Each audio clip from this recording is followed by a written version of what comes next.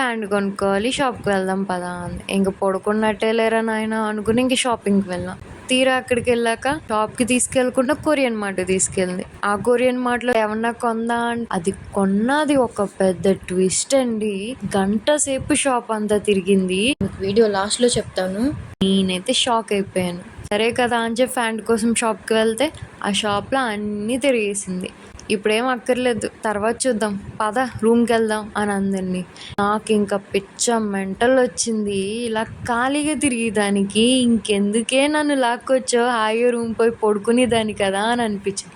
ఇలాంటి తిక్కల ఫ్రెండ్స్ ఎవ్వరికి ఉండరండి. నాకైతే తగిలింది. మీకైతే ఉందో లేదో నాకు తెలీదు. ఉంటే కనుక కమెంట్లో మెన్షన్ చేయండి.